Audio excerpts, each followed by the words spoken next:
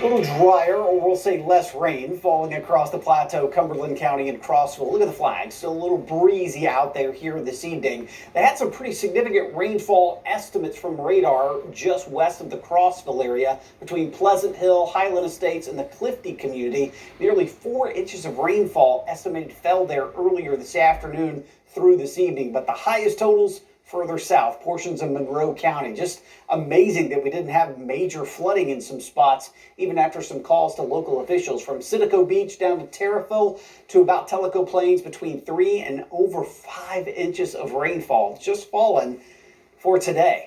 Thankfully, it's a little bit quieter. Still a little bit of rain in Monroe County. The bulk of this is pushing eastward up the 81 corridor towards the Tri-Cities, and less rainfall back towards the west. Put this into motion the past 3 hours. Again, the brighter yellows and oranges, that's the heavier rain. That's moving east. We're seeing less rainfall back across portions of the plateau, and that's the trend really overnight into early tomorrow morning until we get closer to sunrise, and then another batch of some light rain showers will start to move back in to the area. Temperatures will start upper 50s to low 60s in the morning, and not a huge warm up tomorrow. Upper 60s and low 70s, about the warmest we will get across the region. So for shred day, if you're coming, again, you stay in your car. We'll have our rain gear. You'll stay dry. We'll have fun. Temperatures mid to upper 60s through the first part of the event. And as we're starting to wrap up, that's when we may start to see some shower and storm chances return to the area. A little more likely through the afternoon and evening as the cold front itself comes through.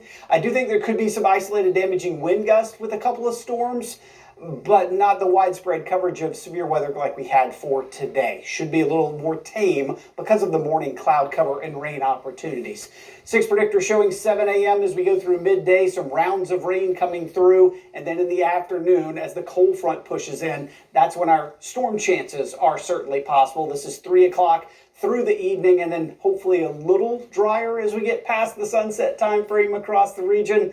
Still an opportunity for rainfall, though, as we get into Sunday. The cold front moves through, but the area of low pressure associated with this, especially the upper level low, the higher elevations of the atmosphere, that gets cut off. It starts to pinwheel backwards through portions of Kentucky, and you'll actually see a little bit of this at the surface. Watch from 7 a.m. Sunday through the afternoon. Do you see the counterclockwise rotation here? So as we get into the afternoon, maybe a pop-up shower or two in some spots, and then eventually things will start to quiet down once we're past sunset. So it's not as much rain as what I'm expecting for Saturday, but it won't be completely dry either. A little bit better chance of being dry further south, a little bit better chance of seeing some rainfall up towards the north the way it's looking. So temperatures overnight tonight will drop down in the low 60s, so kind of stay about where we are. 72 tomorrow with some scattered showers and a few thunderstorms, especially in the afternoon. I kept about a third of the area seeing some of the rainfall on Sunday. Again, a little bit more likely up near the Tennessee-Kentucky border. Drying out Monday, but look at these morning temperatures, upper 40s, both Monday and Tuesday.